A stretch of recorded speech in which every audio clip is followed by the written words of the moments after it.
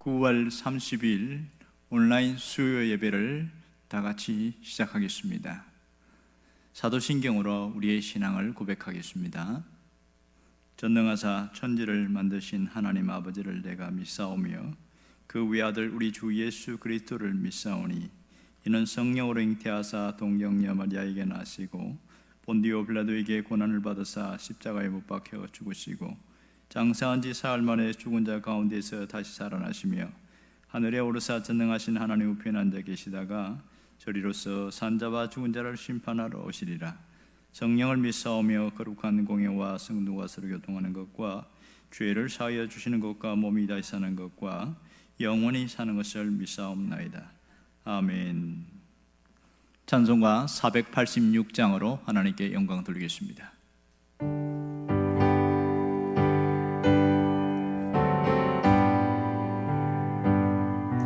이 세상에 근심되는 일이 많고 참 평안을 몰랐구나. 내 주 예수 날로라 부르시니 오 평안이 되리로다. 주 예수의 구원의 은혜로다. 참 기쁘고 즐겁구나. 그 은혜를 영원히 누리겠네. 오 평안이 되리로다. 이 세상에 곤고한 일이 많고 참 쉬는 날 없었구나. 내 주 예수 날 사랑하시오니 오 평안이 되리로다. 주 예수의 구원의 은혜로다. 참 기쁘고 즐겁구나. 그 은혜를 영원히 누리겠네. 오 평안이 되리로다. 이 세상에 죄악된 일이 많고 참 죽을 일 사였구나. 내 주 예수 날 건져 주시오니 오 평안이 되리로다. 주 예수의 구원의 은혜로다. 참 기쁘고 즐겁구나. 그 은혜를 영원히 누리겠네. 오 평안이 되리로다. 천천히 주 예수의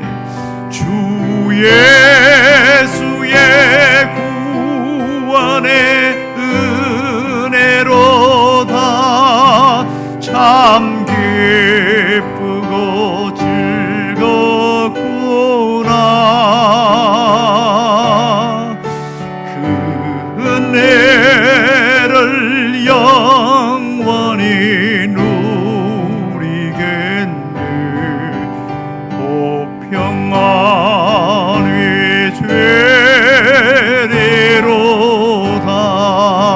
되리로다. 기도하겠습니다. 우리의 모든 것 대신 예수 그리스도의 은혜를 기억하며 오늘 주 앞에 나온 성도들을 기억하옵소서. 오늘도 주 예수의 은혜를 찬양하며 주 예수의 은혜로 살아가는 모든 성도들에게 함께하여 주시기를 원합니다. 수요 예배에 함께한 모든 성도들에게 하나님의 특별한 은혜가 부어지기를 원하며 하나님의 지키심과 보장하심과 인도하심의 역사가 있게 하여 주옵소서. 말씀으로 우리를 새롭게 해주시기를 간절히 원하오며 예수님의 이름으로 기도합니다. 아멘.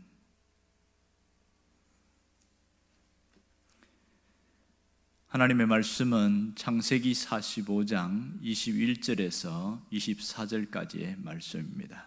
다 같이 읽겠습니다. 이스라엘의 아들들이 그대로 할세 요셉이 바로의 명령대로 그들에게 수레를 주고 길 양식을 주며 또 그들에게 다 각기 한 옷 한 벌씩을 주되 베냐민에게는 은 300과 옷 5벌을 주고 그가 또 이와 같이 그 아버지에게 보내되 순하기 10필에 애굽의 아름다운 물품을 실리고 암나기 10필에는 아버지에게 길에서 드릴 곡식과 떡과 양식을 실리고 이에 형들을 돌려보내며 그들에게 이르되 당신들은 길에서 다투지 말라 하였더라. 아멘. 요셉이 살아있다는 사실은 형들에게 대단히 충격적인 일이었습니다.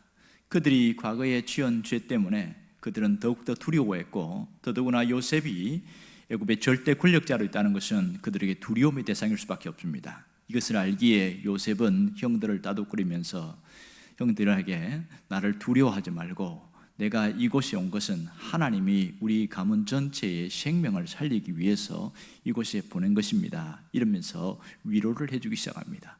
이 소식을 바로의 궁에 있는 모든 사람들이 듣게 됩니다. 특별히 바로와 신하들이 그것을 요셉이 형들이 왔다는 소식을 듣고 굉장히 기뻐합니다. 그러므로 그들에게 특별히 선물을 보내는데 이 흉년의 때에 가나안에 있지 말고 가문 전체를 이쪽으로 이주하라고 그렇게 하면서 선물을 보내라 이렇게 이야기합니다.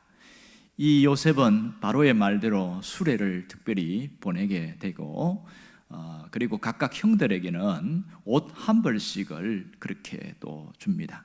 또 갈 때에 먹을 양식, 길 양식을 챙겨주고 특별히 베냐민에게는 은 300과 옷 5필을 그렇게 또 주게 되어줍니다.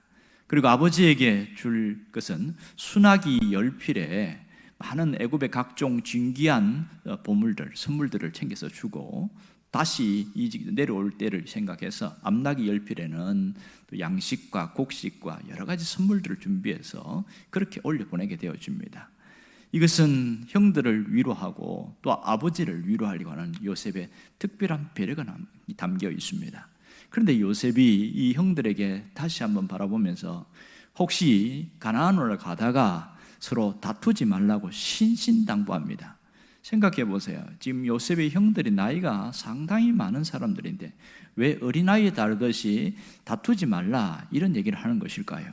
정말 그들이 다툴 것을 알고 하는 얘기인가요? 아니면 걱정이 돼서 하는 얘기인가? 여러분 뭐가 맞을까요? 정말 요셉의 생각대로 그들은 지금 이 요셉을 만난 것 자체는 지금 반가운 일이었지만 앞으로 일을 생각하니까 걱정이 된 건 사실입니다. 애굽으로 다시 내려오게 된다면 요셉을 계속 봐야 될 텐데 그러면 혹 20년 전에 그 사건을 그들이 떠오르게 될 것이고 이것을 누가 책임질 것이냐 서로가 설왕설래하면서 싸우게 될 겁니다. 책임을 떠넘기려고 할 거죠. 누가 가장 먼저 요셉을 팔자고 했느냐, 요셉을 죽이려고 한 자가 누구냐 이러면서 서로 자신들의 잘못을 책임을 안 지려고 하는 그런 일들 때문에 크나큰 다툼이 날 것은 당연한 사실이기에 반드시 다투지 않을 것을 강조하고 또 강조하고 그렇게 얘기해서 당부해서 보내는 것을 보게 되어집니다. 그러면 오늘 이 요셉이 살아있다는 것 자체가 형들에게는 어떻게 다가왔을까요? 이 요셉이 살아있다는 것은 첫 번째는 두려움으로 왔지만 그러나 그것이 그들에게는 크나큰 선물이었다는 것을 깨닫게 되어집니다.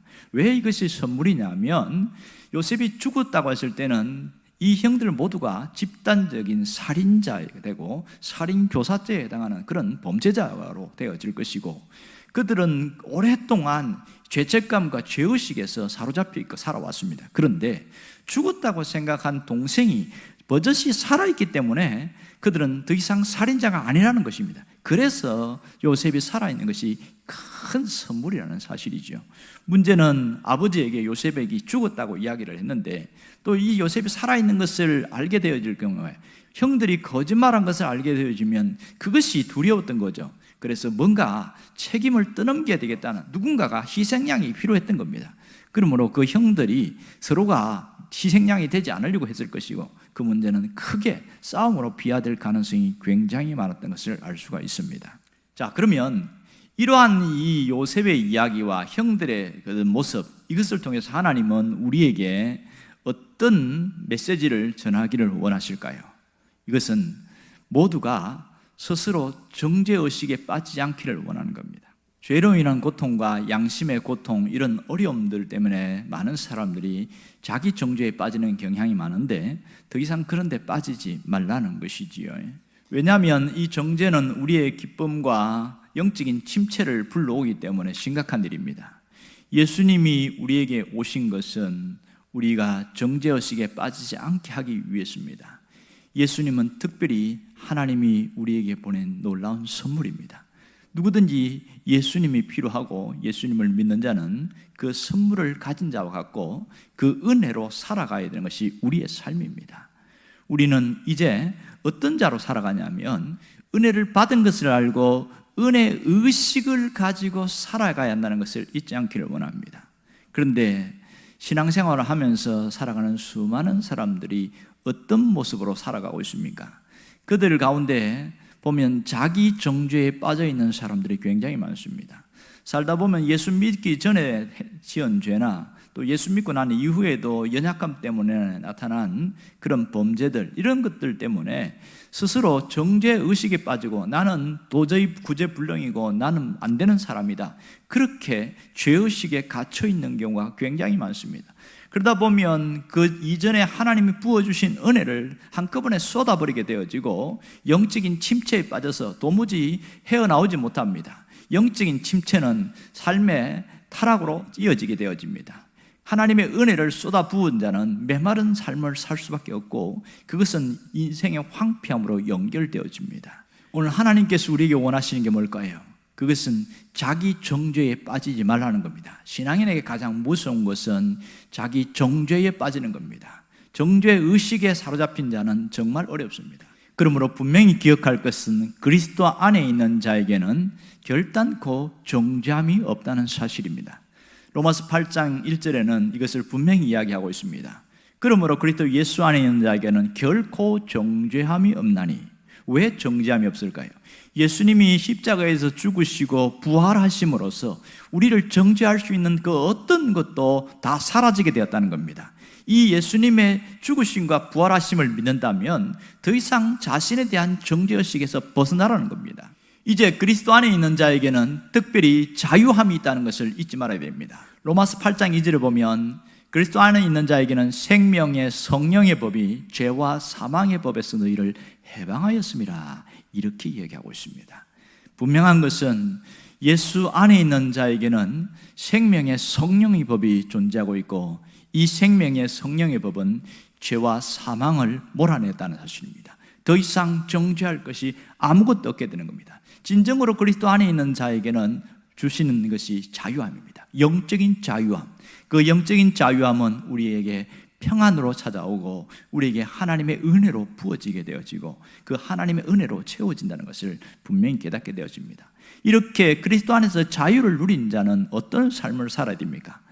다른 사람들의 허물에 대해서 비방하거나 비판하거나 판단하는 것을 중지해야 합니다.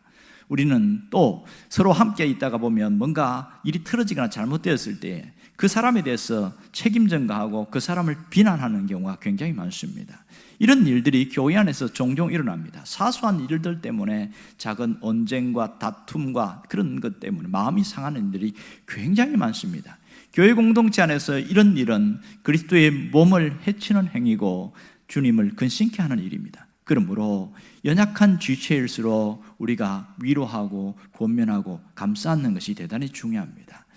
왜 하나님의 은혜가 우리에게 필요하냐면 이런 비판과 판단과 정죄에 빠지지 않기 위해서입니다. 하나님의 은혜 속에 있는 자들은 그것을 너그러운 마음으로, 관용의 마음으로 바라보게 되어집니다. 하나님의 은혜를 믿고 사는 우리에게 가장 큰 복 중의 복은 뭐냐면 은혜의 역설이라는 거예요. 은혜의 역설, 무슨 뜻입니까? 하나님의 은혜라는 것은 값없이 주어진 선물인데 이것이 연약한 자, 가장 약한 자들에게 더 많은 하나님의 은혜를 부어주시더라. 이것이 은혜의 역설입니다. 그러므로 우리가 어떻게 살아야 되냐? 은혜를 알고 은혜를 붙드는 자로 살아가야 됩니다. 내가 나의 나 된 것이 하나님의 은혜인 것을 깊이 깨닫는 것이 너무너무 소중하지요. 사도 바울은 이것을 깨닫고 고린도전서 15장 20절에 이렇게 말합니다. 나의 나 된 것은 하나님의 은혜로 된 것이니 오직 하나님의 은혜로다. 모든 것이 은혜로 해석하고 은혜로 살아왔고 은혜로 살아갈 것을 고백하고 있습니다.